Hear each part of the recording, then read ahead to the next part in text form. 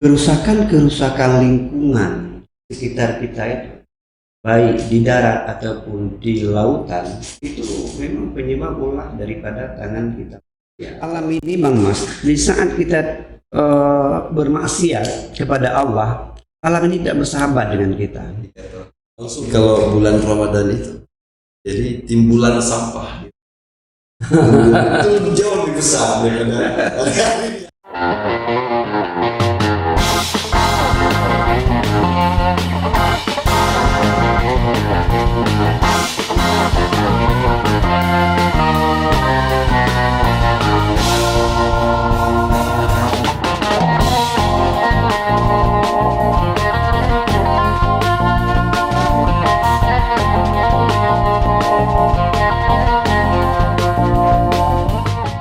Assalamualaikum warahmatullahi wabarakatuh. Ketemu kembali dengan kami podcast Wipala pada hari ini bertepatan dengan 10 Ramadan 1444. Di studio kita sudah hadir seorang yang paling istimewa. Iya, alhamdulillah. Beliau adalah Tengku Muhibur Tidri, beliau anggota MPU Aceh, juga pimpinan Pondok Pesantren atau Himatul Amal Kuala Bau. Assalamualaikum. Waalaikumsalam Bang Mas. Ya, Abang Hana. Jadi, kenapa kami sampaikan ini sangat istimewa? Selain Abah sendiri dalam posisi sebagai anggota MPU. Ya. Kabarnya hari ini ulang tahun gila. Makanya istimewa sekali. Alhamdulillah. Kalau istimewanya untuk ulang tahun ya memang berdekatan dari ini ulang tahun kan. Cuman kalau memang istimewanya di segi jabatan itu cuma casing aja. Cuma jangan berlebihan kali itu. Udah. Ini yang ulang tahun berapa? Ulang tahun yang ke-47. Nanti ada 1 Maret 75. Atau dari mana? Ya, alhamdulillah. Ya, mungkin karena ini kita dalam Ramadan. Temanya lebih selamat. Ya, insya Allah. Kira-kira ada nggak? Apakah ada hubungan antara Ramadan sih? Kita ini. Kalau kita bicarakan kaitannya dengan Ramadan dengan lingkungan hidup, secara spesifik itu memang sepengetahuan kami itu belum kita dapati. Cuman kalau secara umum di dalam Islam ada kaitannya antara Islam dan lingkungan hidup, itu ada kaitannya. Yang kita bicarakan tadi secara spesifik ada kaitannya antara Ramadan dengan lingkungan hidup itu belum kita ketahui mungkin karena di dalam peradaban kitab-kitab klasik tentang masalah hubungan antara manusia dengan alam itu secara spesifik tidak ada bab tersendiri, tetapi dia ada petikan-petikan di dalam bab yang terpisah-pisah. Mungkin ulama-ulama kontemporer sekarang ini ada pengarang kitab yang bentuknya kitab-kitab Quran itu yang memang secara khusus dibahas tentang masalah hubungan antara Islam dengan lingkungan itu sendiri.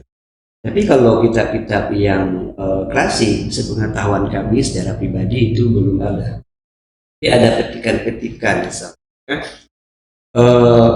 Juga kita lihat sesuai dengan yang tertera di dalam Al-Quran, surat Ar-Rum ayat 41. Bismillahirrahmanirrahim. Baharal fasadu fil barri wal bahri bima kasabat aydin nas yudhiqahum ba'dal allazi la'allahum yarji'un alladzi ya'malu la'allahum yarji'un.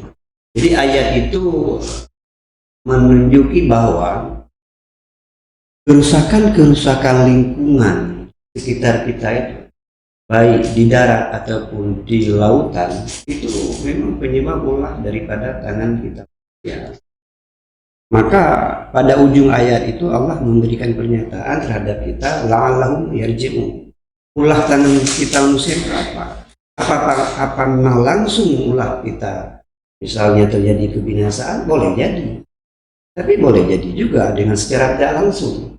Nah, di akhir ayat itu ada disebutkan la'allahu terjemah. Mudah-mudahan kamu kembali. Apa makna kembali? Kembali kepada taubat kepada Allah Ta'ala. Berarti ulah tangan kita itu adalah maksiat kita kepada Allah. Alam ini Bang Mas, di saat kita bermaksiat kepada Allah, alam ini tidak bersahabat dengan kita. Langsung membalasnya. Langsung. Karena memang tidak ada bala yang diturunkan oleh Allah Ta'ala kecuali memang dengan sebab maksiat kita. Bala akan dicabut oleh Allah Ta'ala manakala kita tobat kepada Allah. Itu kalau kita putar balik sejarah, pertumpahan darah yang pertama sekali di permukaan bumi ini pada masa Nabi Adam, kan? Pada masa terjadinya korban antara perselisihan antara anak Nabi Adam Habil dengan Habil. Pertumpahan pertama darah itu yang membuat bumi, yang membuat alam semesta ini enggan. Yang punya pohon yang biasanya berbuah enggan untuk mengeluarkan buahnya. Pohon-pohon yang biasanya tidak berduri sudah mengeluarkan duri. Air yang pada saat itu rasanya tawar kemudian berubah menjadi asin. Itu kenapa? Karena memang pengaruh daripada pertumpahan darah. Itu kan ulah maksiat. Kira-kira demikian itu yang Ya, artinya ini secara umum bahwa apa yang kita lakukan itu langsung alam itu ya toleran terhadap perlakuan kita sebagai manusia yang tidak bersahabat dengan yang berbuat maksiat dan tidak bersahabat dengan diri. Nah, dalam konteks Ramadan, karena Islam sendiri telah atur oleh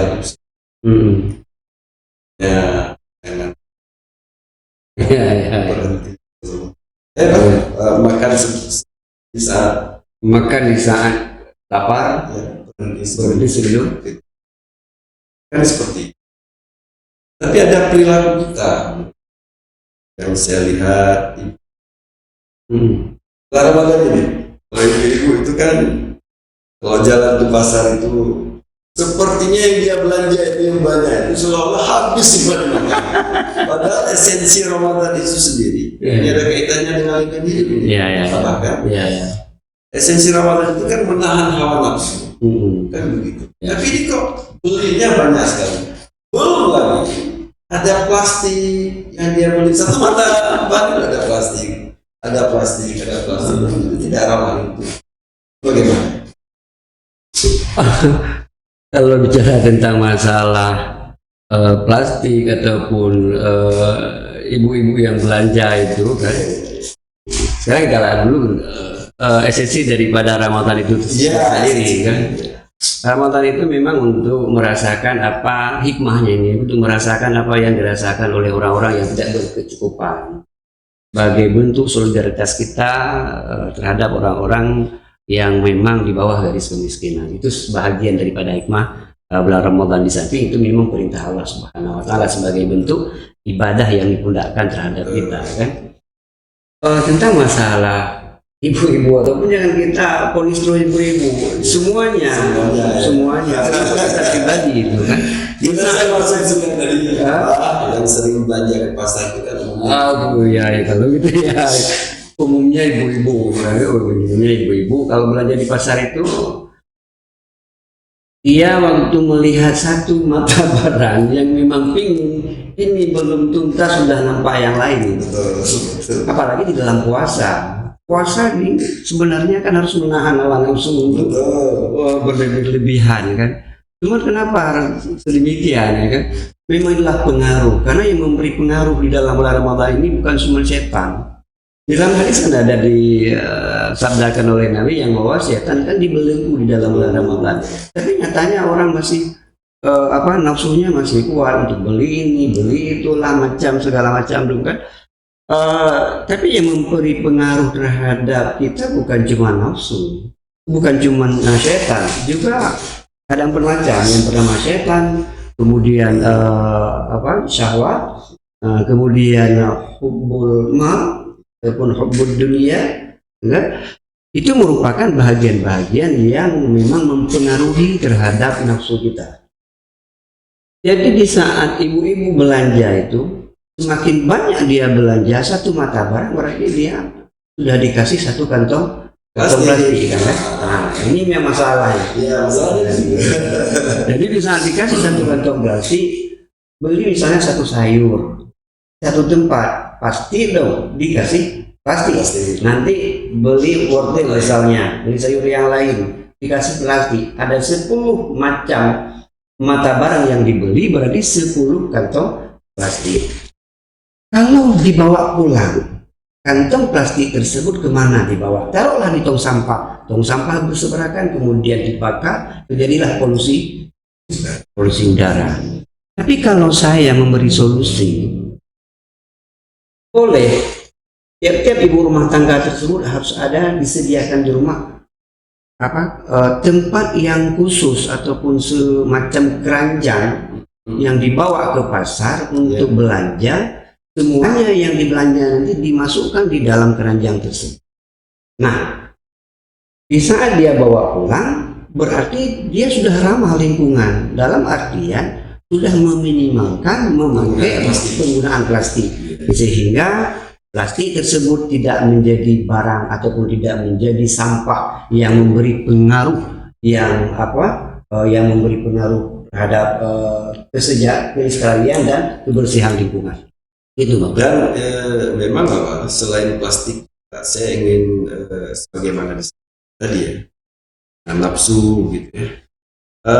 Selain plastik, ya bahan-bahan yang dibeli tadi, jika dimasak, semuanya itu tidak habis dimakan. Begitu ya. Itu juga kembali menjadi sampah. Kan begitu. Jadi walaupun itu namanya sampah kan, bisa diolah kemudian menjadi pupuk, kompos dan sebagainya. Tapi ini kan bagaimana misalnya konsepnya dalam Ramadan ini kita juga hemat dalam penggunaan sumber daya alam. Ya, jadi kira-kira kiat yang seperti apa menurut Bapak? Ya kita konsepnya tadi makan bisa lapar berhenti sebelum kenyang. Sebenarnya seperti yang kita katakan tadi, Bang Mas, puasa ini bukan untuk kita bersedap-sedap, bukan untuk kita bermewah-mewah, bukan kita untuk merasakan apa yang memang sebenarnya kemarin-kemarin di luar daripada Ramadan itu yang tidak kita rasakan di dalam Ramadan. Puasa itu sendiri adalah untuk membunuh dan menaklukkan musuh-musuh Allah.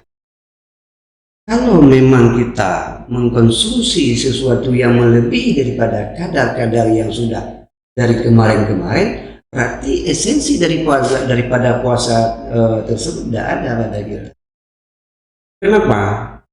Karena yang membawa kita makan yang terlalu banyak, pingin ini, pingin itu kan merupakan nafsu. Sementara puasa tersebut adalah untuk membunuh dan menaklukkan nafsu. Di saat kita berpuasa berarti sudah terjadi kontradiktif. Puasa esensinya untuk menaklukkan nafsu, sementara di dalam praktek keseharian kita berpuasa adalah untuk sudah menuruti hawa nafsu. Maka kembali kita kepada makna daripada ataupun esensi daripada puasa itu sendiri. Nah, kita harus memang betul-betul mengerti tentang apa itu puasa yang sebenarnya. Di balik puasa itu apa yang sebenarnya? Di balik pensyariatan puasa tersebut apa yang sebenarnya? Maka sebelum puasa sebenarnya kita ada melakukan 3 tahap persiapan. Yang pertama persiapan mental. Yang kedua persiapan ruhiyah, persiapan spiritual. Kemudian yang ketiga persiapan fikriyah, persiapan ilmu. Kalau persiapan mental, kiranya begini ya Bang Mas. Jauh sebelum Ramadan, kita harus mempersiapkan mental kita. Karena di dalam Ramadan kita diuji, Ya. diuji oleh Allah Ta'ala. Yang kemarin misalnya porsi makanan kita berapa ya?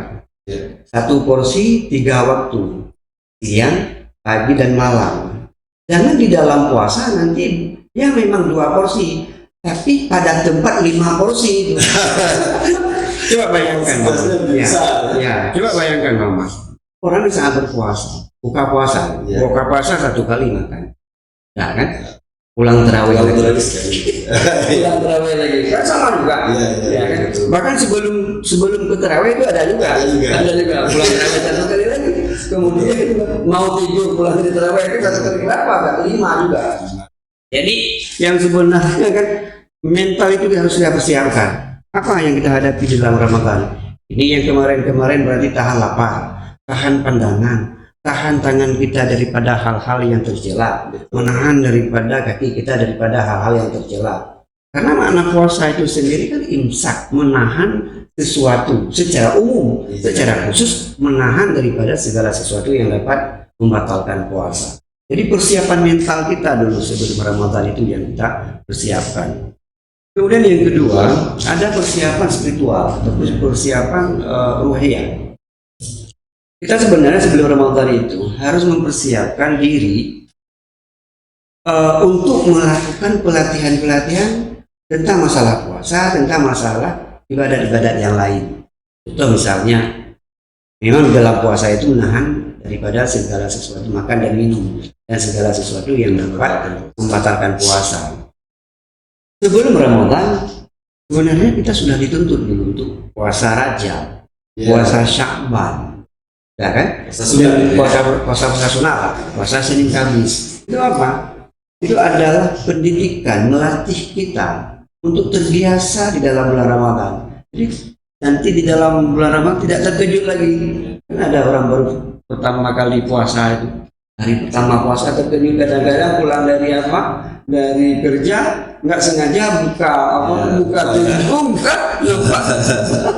Kadang-kadang sampai orang ada yang makan terus. Memang kenapa? Karena belum terbiasa. Kalau memang kita persiapkan di luar Ramadan itu persiapan spiritual, persiapan kebiasaan kita, ruhiyah kita, berarti kita sudah terbiasa dengan lapar di dalam bulan Ramadan. Jadi hawa nafsu kita tertahan di dalam. Kalau bisa satu lagi ya, persiapan apa itu? Persiapan fikriyah. Persiapan fikriyah itu adalah persiapan ilmu kita. Apa sesuatu yang dapat membatalkan puasa? Apa yang dapat menghilangkan pahala puasa kita? Perbuatan apa yang membatalkan puasa dan perbuatan apa yang membatalkan pahala puasa? Maka orang yang berkenyang-kenyang, yang bersedap-sedap di dalam bulan Ramadan itu belum tentu orang itu mendapatkan hikmah puasa yang sebenarnya. Nah, maka di antara dalam tiga tersebut sebenarnya terhadap kita harus memang melakukan persiapan yang matang. Gitu Bang. Jadi memang tausiahnya ini tentang persiapan sebelum puasa ya. Tapi di saat puasa saya coba kembali kepada hal-hal yang saya itu mestinya kita harus adil, lebih adil dalam dan konsisten dengan konsep puasa ini. Ya. Menahan hawa nafsu hal yang baik. Kami ya itu mudah melihat indikator. Jadi kalau bulan Ramadan itu jadi timbulan sampah itu jauh lebih besar daripada hari biasa. Makanya ini kok aneh ya. Jadi kok di bulan Ramadan justru nafsu kita untuk justru naik lebih tinggi daripada bulan puasa. Jadi ini memang sesuatu yang mungkin sudah lumrah. Ya. Belum lagi nanti jelang-jelang Idul Fitri. Tambah banyak lagi. Tambah banyak lagi sampah, baik plastik, non plastik yang dihasilkan masyarakat kita ya. Jadi barangkali ada kiat. Kita sudah bisa pahami tadi ya. Ada kiat-kiat yang harus kita lakukan. Seperti apa sehingga kita nanti sebetulnya betul-betul menjalankan Ramadan ini dengan baik sebagai sebuah ibadah. Kemudian kita juga sekaligus bisa menjaga keberlanjutan kelestarian alam ini? Itu yang pertama sekali kembali kepada kesadaran kita masing-masing. Kesadaran secara personal ataupun individu kita, kemudian kita tingkatkan kepada keluarga kita. Kalau menurut kami, kita di rumah itu harus bisa mendidik anak-anak, mendidik ibu rumah tangga ataupun istri kita untuk bisa menempatkan sampah pada tempatnya, menyediakan tempat sampah yang sudah ada dimanfaatkan. Ya. Kemudian memberikan sosialisasi kepada anak tentang manfaat membuang sampah pada tempatnya. Kemudian mudaratnya apa di sana sampah tersebut berterbakan. Kemudian di tiap-tiap rumah ada sosialisasi terhadap keluarganya sedemikian, berarti lingkungan kita akan menjadi lingkungan yang bersih dan sehat dan bisa membuang sampah pada tempatnya. Kemudian kita tingkatkan kepada level yang di atas. Kami bisa kita anjurkan kepada pemerintah, baik kepada pemerintah itu di kecamatan ataupun di kabupaten, untuk dapat menyediakan tempat-tempat sampah yang memang secara proporsional di pasar-pasar ataupun di tempat-tempat keramaian. Semoga sampah-sampah yang memang sudah kebanyakan tersebut bisa ditampung oleh tempat sampah tersebut. Sebab yang kami lihat sekarang, tempat sampah yang sudah ada tersebut tidak muat, tidak mampu untuk menampung kapasitas daripada sampah-sampah yang sudah ada. Jadi makanya kalau bisa tempat sampah tersebut ditempatkan pada tempat-tempat yang memang banyak sumber sampahnya, dan di pasar ataupun di tempat-tempat pertokoan yang memang ada barang-barang yang bekas. Jadi kalau memang hal sedemikian kita lakukan, dengan sendirinya kebersihan lingkungan akan terjaga. Itu Mas. Ya mungkin dalam konteks sebagai juga bisa melakukannya. Ya. Mungkin kami di sini membudayakan kurangan sampah. Dari sini tidak bukan lagi botol-botol minuman kemasan yang kemudian dibuang ke sini. Kita sudah menggunakan botol sendiri.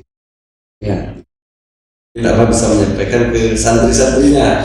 Alhamdulillah kalau tentang masalah itu kita sudah memang memprakteknya. Oh gitu ya. Kemudian kita datang sampah itu mungkin karena ini kan sulit ya, agak jauh dari TPA, mungkin transportasinya terlambat dan sebagainya. Bisa dimanfaatkan di belakang dayanya, belakang pesantrennya itu. Ya. Dengan bahan-bahan organik ini diolah menjadi kompos.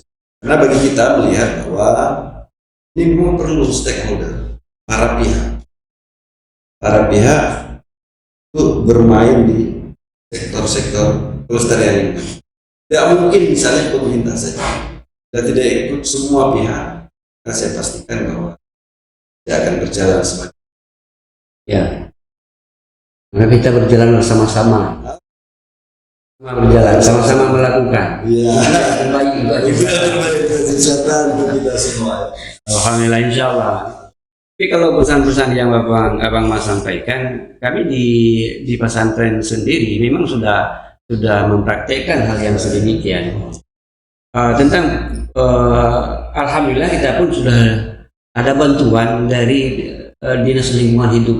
Ada tong sampah yang besar dua buah, kemudian yang kecil satu, dan sampai sekarang masih dimanfaatkan. Alhamdulillah, masih utuh dan masih dimanfaatkan. Lalu saya perintahkan kalau udah penuh terus buang ke belakang. Ada tempat di belakang tempat pembakaran, yang tempat pengolahannya yang bisa nanti dijadikan sebagai pupuk. Nah, kalau tentang masalah penggunaan plastik ataupun tempat kemasan itu, gelas kemasan itu, kami sudah kurang. Dari yang kemarin mungkin 100%, sekarang 50%. Kenapa? Karena di pesantren sendiri kami sudah menyediakan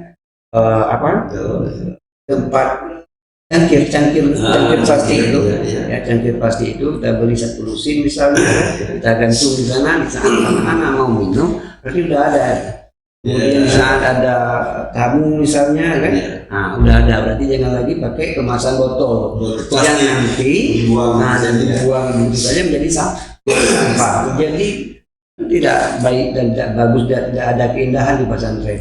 Begitu Mama kan? Di saat sampah-sampah tersebut berserakan. Ya, Baik Abah. Ini luar biasa menurut kami ya pada hari ini. Alhamdulillah. Banyak sekali hal ya, yang bisa kita terima dari Abah. Ya. Dan tentu saja sekali lagi kami menyampaikan ya, podcast Mimpi Pala menyampaikan selamat milad ke-47 pada Abah Mimpi. Alhamdulillah. Semoga tetap sehat dan tetap dapat mengembangkan, mencerahkan umat. Ini itu harapannya, dan tentu saja terima kasih pada kesempatan hari yang baik itu, Sama-sama. atas kesempatannya ini yang sangat luar biasa. Pemirsa sekalian, demikian pertemuan kita dengan Abah Muhyiddin Tabri pada hari ini. Mudah-mudahan pada kesempatan lain kita akan. Demikian, assalamualaikum warahmatullahi